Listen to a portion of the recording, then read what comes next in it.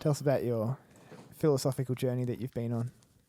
My philosophical journey. Yeah. Okay, so this one's pretty cool. I'm going over here because I was going to read it off Twitter, but I'm actually going to read it off out of here now. So lately I've been reading this book. It's called The Almanack of Naval Ravikant.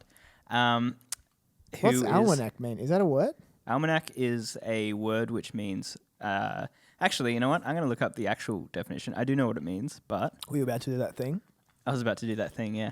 Yeah. An almanac is an annual publication listing of a set of current information on one or multiple subjects.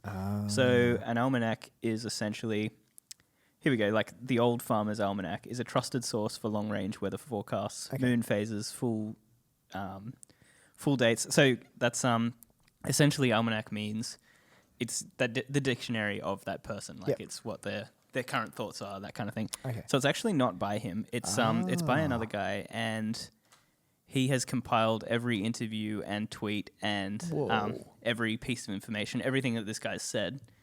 Naval. Yeah. Because he's like that much of an influential figure. Yeah. He doesn't have time to write his own book, you know. No. And so then he's actually categorized it in certain areas. So first half of the book is about building wealth. The second half of the book is about building happiness. And it's actually he's actually got really good kind of life info. Wow, you've read a lot of it. So he did, yeah. So I've read a lot of it since I started a couple of days ago. Yeah, you're almost halfway. Almost halfway through. Here we go. He's got a segment. He's got a tweet storm that he did. Yeah. It's got like a really good philosophy for how to think about wealth and how to build those skills and that kind of thing. Okay. So it's called How to Get Rich Without Getting Lucky. Yeah. So it says, seek wealth, not money or status. Wealth is having assets that earn while you sleep. Money is how we transfer time and wealth. And status is your place in the social hierarchy. Oh, that's a great phrase already. So yeah, it's a great start. Yeah. Understand ethical wealth creation is possible. If you secretly despise wealth, it'll elude you. So this is something that I've often found people these days really hate Jeff Bezos and Elon Musk and that kind of thing. Yeah. Well, a lot of them do, and a lot of them don't really care that much, or they do, or they like them. There's some outspoken people who do. Yeah, some definitely outspoken people. Yeah. So understanding that ethical wealth creation is possible. Yeah, it's good. And categorizing wealth as something that makes money while you sleep. Yeah. You know, something that's powerful. Yeah. I think that that's a really good way to kind of look at it. Mm-hmm. And and so wealth will always elude you if you're despising it. Yeah, essentially. That's a really good point. So like, I was thinking about this recently as well, where you know how there's some people and they kind of hate authority, or they hate like the social constructs of our system right now. They don't like, they don't want to submit to a certain authority, or maybe even like in their day-to-day world, they don't want to submit to a boss or whatever. Yeah. And I kind of feel like people who despise that, in the same way they despise wealth, I think my perspective, you can take two sides to it. My perspective is like, if to have someone in authority means that like I can now aspire towards having some sort of authority, or some sort of influence. For sure, yeah. And so for me, it's actually like a motivating factor.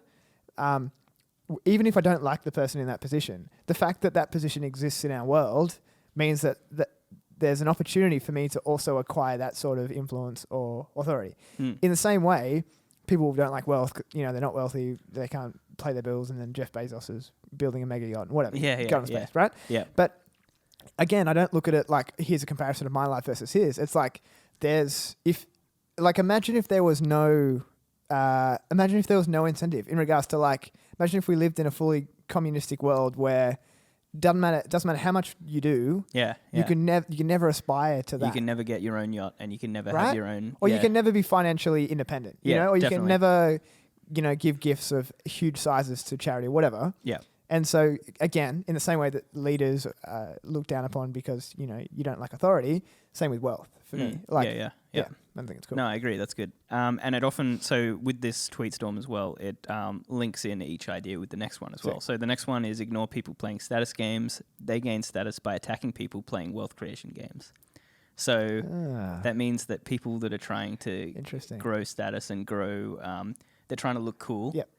Are the ones that are attacking people that are actually building the wealth. Yes. So it makes them look good for them to attack other people. Yes. You're not going to get, this one's really good, you're not going to get rich renting out your time. Yeah. You must own equity, a piece of a business to gain your financial freedom. Yeah, and that's something that should be taught at school, right? Yeah, for sure. Although maybe it shouldn't because then everyone would, but like, and that's a controversial topic. Well, it's not taught at school because teachers don't own pieces of business. Yeah, it's true. And they're content with their life, but they don't know that you can. Yeah. A lot of them don't think, I need to own a piece of a business. Yeah. You know? I feel like on that point, if you don't mind, I feel like I am sometimes torn when sometimes I get offered, could you come and help me with this thing because you've got some certain skills that are helpful and we'll pay you X amount of dollars. And so a few times where people have offered me that, if the amount of money isn't really interesting, in my opinion, I find it more interesting just to do it voluntarily. Yeah, yeah. Because it's I guess at this point it's like I don't want to I don't want to rent it. Like, I think my time is worth more than that or whatever. And so I'm going to choose just to volunteer and do this thing. Yeah, yeah. Because you're never going to make wealth renting it out. Yeah, agreed, yeah. So you will get rich by giving society what it wants, but doesn't know how to get at scale. Oh, yeah, wow. So there's Apple does that. There's something cool. There you go. Don't they? Yeah. You know, they just tell you need AirPods. You're like, I didn't realize I needed AirPods, but I do. Yeah, and now people spend $450 on a on watch like this. Yeah, exactly. I didn't know I needed this. Yeah, exactly. But I do. Yeah, for sure. Pick an industry where you can play long-term games with long-term people. Okay. So that one's a long-term investment mindset that he's definitely got. Yeah. The internet has massively broadened the possible space of careers. Most people haven't figured that out yet. Yeah. So even today, he thinks that the people still aren't making the most of the internet. Wow. Play iterated games. All returns in life, whether in wealth, relationships, or knowledge, come from compound interest. So that's a cool one. Pick business partners with high intelligence, energy, and above all, integrity. Yeah, right. That's cool. He's a very integral, ethical guy by the sounds of it. So he actually talks about this later on in the book a lot as well. Yeah. He said that, he basically talks about each one of these points in like long form. Yeah. And so it's really good. This is right at the start of the book where it's kind of outlining his philosophy. Yeah. And so that one's really good because he talks about this business partner that he was working with for a number of years, and the business partner essentially, they were another VC, so he's like a VC basically, which is venture capitalist, so they invest in small businesses. Yeah. And so he was talking about this other VC guy who handed a lot of deals his way. Yep. And what this VC did was he would often cover large one-off expenses that the companies were having because he had invested in this company and he had told Naval to invest in this company, and this company suddenly had a big issue. This guy would go and pay for that issue. Really? Because it was his integrity. He was recommending this company. Yeah. He had this. It was this big thing that came up. Yeah. Later on, Naval kind of discovered that he was doing this, and so then he started doing the same thing when he was handing deals the other way. Oh wow! So basically, they were covering off on each other's angel investments and VC investments. Yeah. To say because they want their name to be like they want to build a really long-term beneficial partnership, and now they've made hundreds of millions off each other because of that. Could I also sell something recent about that as well? I've told you this story as well, but I think it's cool because it's a bit more down to earth level. I was talking to so my dad has some family friends, or my parents have family friends, and they owned an accounting firm, and I think it was a reasonable size, and basically the guy was the one running it in the family, and he retired and sold the firm. And then, and so I guess my assumption is like, this guy must be doing all right, like accounting, so don't have to deal with money. Yeah. It's a firm employing people, so he's probably sold it for something. Like, this is good. Hopefully he's retiring off that money and, can have a nice holiday and buy a house or whatever. Yeah. Whatever. And so then a few months went by, and then maybe even a year later, I was in a conversation with my dad, and he was telling me that this guy was looking for a house with his family, and they had a budget, and I thought the budget was quite low. And then because the housing market, particularly at the moment in the last year or so, has been crazy where we live in Newcastle, in this area. And so they ended up buying this house, which was pretty cheap. And then to try and make it affordable, they also had their like extended family come and move in with them and stuff like that. These people are like older. Yeah. And I was like this doesn't make sense in my brain. Like, shouldn't this guy be able to go and buy like a nice apartment in town and just like enjoy the rest of his life? Yeah, yeah. And then I said that to my dad. I said, like, what's the go? Like, why is he living like this when in my brain he should be living like this? He said, well, he similar to what you're saying, he recommended this investment to a couple of his business buddies years ago, and they all invested, and the investment went really south. Yeah, yeah. And so because of his name and his integrity, he told himself that he would pay them back. Yeah, wow. And so when he sold the business, he paid them back, and he didn't really have any money. Wow. Yeah, that's crazy, isn't it? It's definitely a unique way to live life, but it's definitely very high integrity, I think. Yeah. I mean, I don't know if taking it that far is tricky because you're also saying these are the risks of you investing in I totally this agree. other thing. I totally agree. It's I don't like know what the circumstances around it were. Yeah, it's like make your own decisions. I think, maybe if it's like his own thing, then it makes more sense. Like, I don't know. But yeah, that's tricky. Lots of accountable. Onto the next one from that. It's don't partner with cynics and pessimists. Their beliefs are self-fulfilling. Yeah. So that really follows onto the pick partners with high intelligence, integrity, energy. Yeah. And then it's saying exclude partners that are cynical and pessimistic. I think it also runs off the whole, like, if you're critical of wealth or whatever that initial one was. Yeah. It's the same thing. Like, if you're cynical about wealthy people, yeah, it's self-fulfilling. They all tie in really well, I think. They do, yeah. Learn to sell, learn to build. If you can do both, you'll be unstoppable. Yeah. So that's quite cool. Arm yourself with specific knowledge, accountability, and leverage. Okay.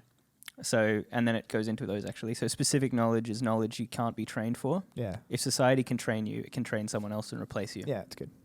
Specific knowledge is found by pursuing your genuine curiosity and passion rather than whatever's hot right now. Yeah. Building specific knowledge will feel like play, but will look like work to others. Yeah.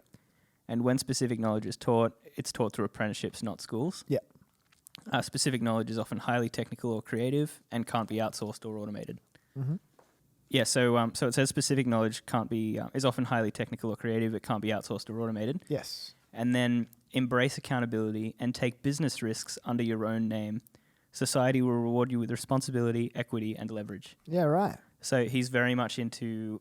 Which comes back down to integrity and stuff as well. He's very much about doing things under your own name. Yeah. He said don't do some kind of pseudonym or... Yeah. We were talking about crypto before. Yeah, doctrine. Don't, like... Yeah. If you're hiding yourself, then you're hiding, Yeah. You're ashamed of, other stuff. Yeah. And you're also not letting people trust you. Yes. So that's right. And I suppose in today's world, trust is a commodity that's highly valuable because a lot of people don't operate like that. You just see fronts for a lot of things. And so, yeah, I'd say that's true. Like if you knew that he operated in this way and then was starting a new business, you'd be inclined to invest or be a part of it because you know it's integral. For sure. And you're also building a personal brand. Yes. And you're building a personal brand of integrity. So yeah, and people want to meet you. Yeah. Give me a lever long enough and a place to stand and I'll move the earth, Archimedes. So that's one of the Greek gods that said that. Okay. Which is pretty cool.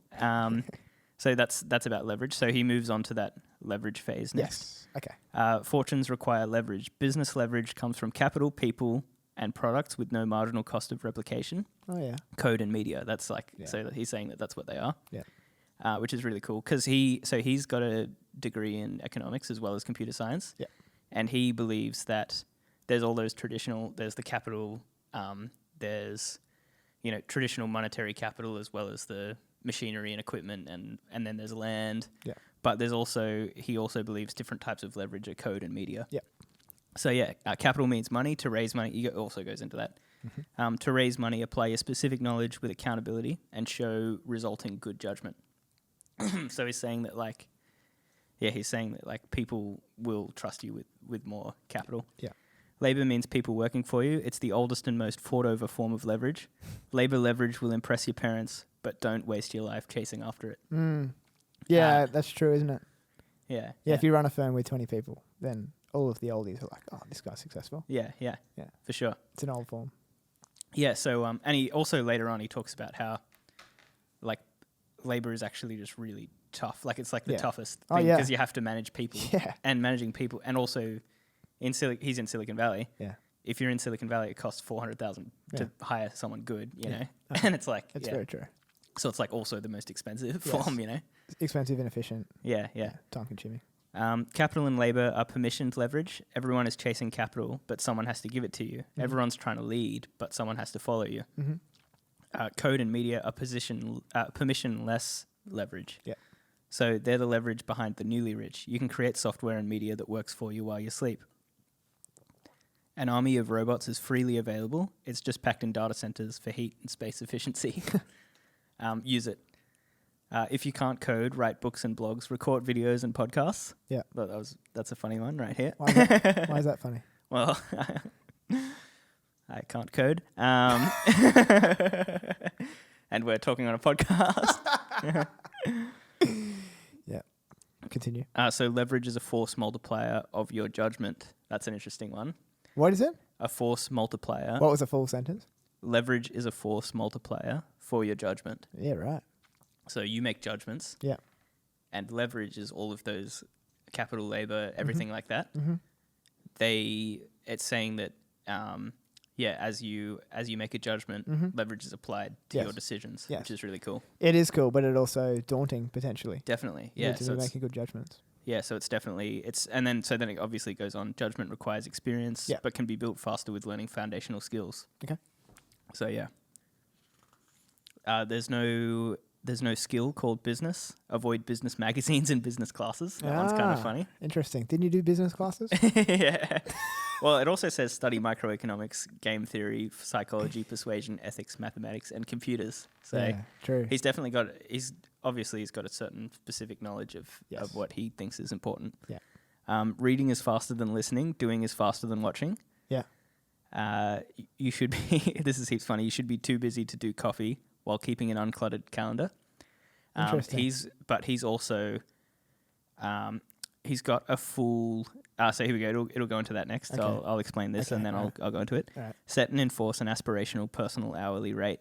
If fixing a problem will save you less than your hourly rate, ignore it. Yeah. If outsourcing a task will cost you less than your hourly rate, outsource it. This is a great concept. I really like that concept. Yes. So it is quite cool. So he has in his mind when he was a junior engineer, he had an aspirational hourly rate of $5,000 an hour. Yeah. Which meant paying someone to mow his lawn, paying someone to do his laundry, paying someone to do everything. Yeah. Didn't matter to him because he had this rate in his mind where he was building stuff that was, going to make so much more. And then he got to a point where now he has made if you look backwards on that, his real rate of what he's returned is $10,000 an hour or something if you divide it by those hours that he used. Yeah. Because he paid someone to mow the lawn. So it literally worked out like that.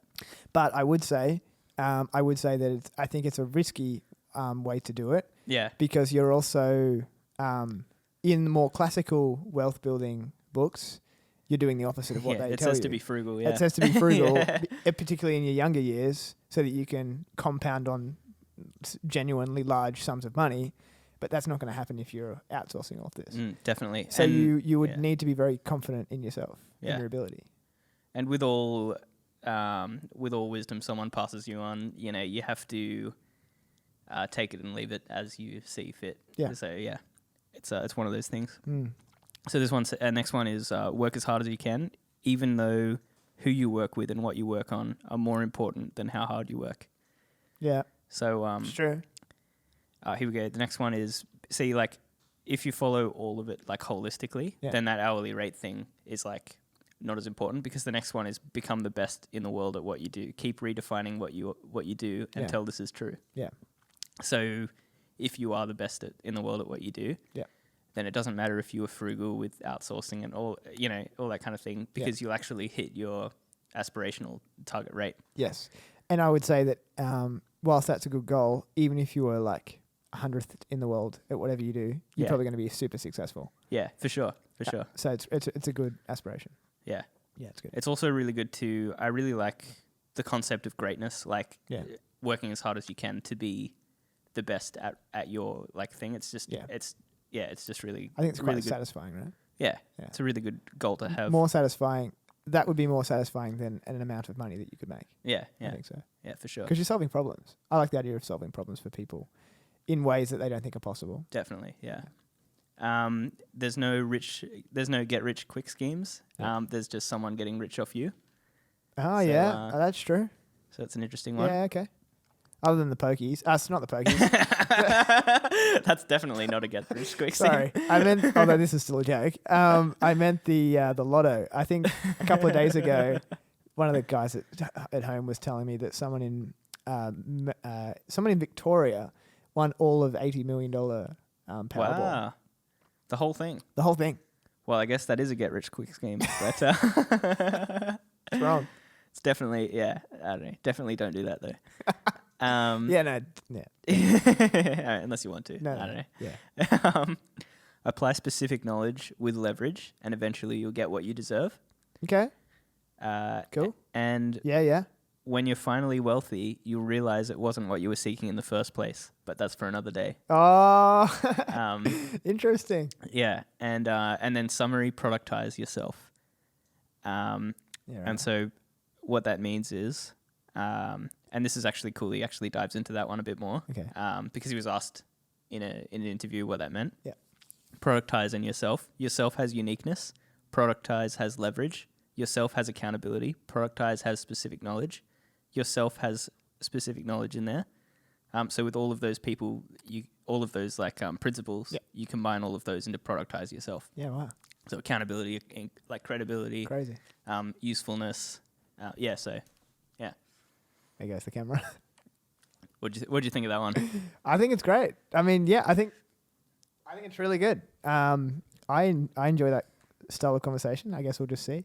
I think he's really, really wise. Yeah. So I think that's the main takeaway from it. Like I reckon, like right at the end as well, he's like talking about, he's hinting at how happiness is actually really important. He's hinting at, so like that whole thing is saying, obviously wealth is important. Yeah.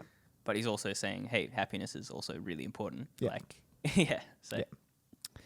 Yeah. Very interesting. Does that inspire you? It inspired me a lot. I think it's actually really cool. Yeah. And yeah, I'm keen to get into the second half. So I think I'm finished like the wealth kind of half. Okay. And yeah, I'm really keen to get to the building happiness, because the first half is building wealth and the second half is building happiness. In a couple of days you'll be done and then I can read it. Yeah, definitely. Yeah. Yeah.